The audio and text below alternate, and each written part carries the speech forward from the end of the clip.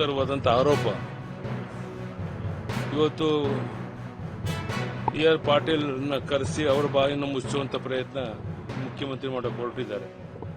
So ಅದಕ್ಕೋಸ್ಕರ ಇದೆಲ್ಲ ಸಂಗತಿಗಳನ್ನು ರಾಜ್ಯದ ಮನೆ ಮನೆಗಳಿಗೆ ತಲುಪಿಸುವಂಥದ್ದು ನಮ್ಮ ಜವಾಬ್ದಾರಿ ಅನ್ನೋದು ಈ ಬಗ್ಗೆ ಚರ್ಚೆಯಾಗಿದೆ. ಮೋಹನ್ ದಾಸ್ ಪೈ ಅಂತವರೇ ಪ್ರಾಮಾಣಿಕವಾಗಿ ಸತ್ಯ ಮಾತಾಡೋಕ್ಕೆ ಅವಕಾಶ ಇಲ್ಲ, ಅವ್ರ ಮೇಲೆ ಬೇರೆ ಬೇರೆ ಕಾರಣ ಹೇಳಿ FIR ಆಗ್ತವೆ ಅಂತ ಹೇಳಿದ್ರೆ ಇದನ್ನು ಖಂಡಿಸ್ತೇನೆ. ತಕ್ಷಣ ಮೋಹನ್ ದಾಸ್ ಪೈ ಮೇಲೆ ಹಾಕಿರುವಂಥ FIR ಅನ್ನು ವಾಪಸ್ ತಗೊಳ್ಬೇಕು.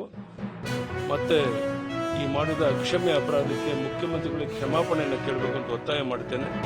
ಮತ್ತೆ ನಾವು ರಾಜ್ಯದ ಉದ್ದಗಲಕ್ಕೆ ನಮ್ಮ ಪ್ರವಾಸ ಇನ್ನೊಂದು 3-4 ದಿವಸ ನಾನು ಪ್ರಾರಂಭ ಮಾಡ್ತಾ ಇದ್ದೇನೆ. ಅದು ಎಲ್ಲ ಕಡೆ ಈ ಸರ್ಕಾರದ ಎಲ್ಲ ವೈಫಲ್ಯತೆಗಳನ್ನು, ಭ್ರಷ್ಟಾಚಾರದ ಹಗರಣಗಳನ್ನು ಅಂಕಿಅಂಶಗಳೊಂದಿಗೆ ಸಾಮಾನ್ಯ ಜನರಿಗೆ ತಿಳಿಸುವಂತ ಪ್ರಯತ್ನ.